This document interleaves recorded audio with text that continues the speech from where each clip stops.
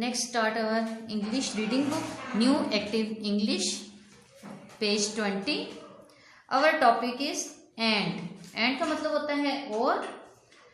ये दो sentences को आपस में जोड़ता है. This is a pen. ये एक पेन है. And का मतलब होता है और. This is a pencil. ये एक पेंसिल है.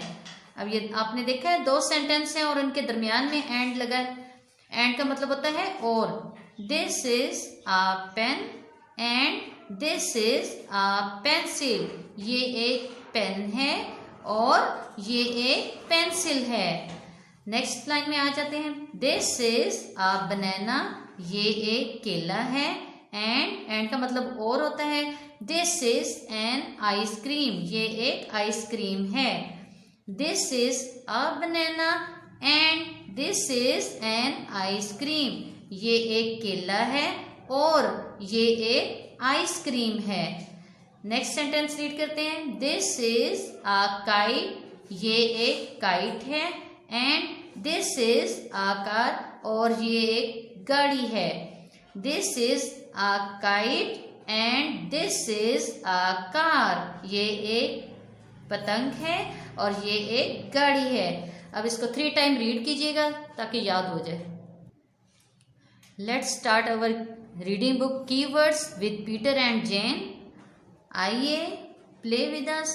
Page number 30. Here is a shop. Here का मतलब होता है यहाँ.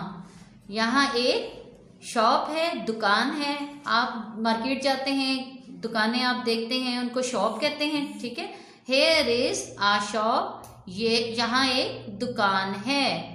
Hair is a shop. यहाँ एक दुकान है. 3 टाइम इसको रीड कीजिएगा. अब उर्दू की रीडिंग बुक शुरू करते हैं. आओ बच्चों अलिफ बे पे पढ़ें. Page number 37 37. जाद अलिफ जा. तोय अलिफ ता. रे अलिफ रा. से अलिफ सा. आइन अलिफ आ. ये अलिफ या. एक दफा फिर पढ़ते हैं. जाद अलिफ जा. तोय अलिफ ता. रे अलिफ रा. से अलिफ सा. आइन अलिफ आ. ये अलिफ या. नेक्स्ट लाइन है.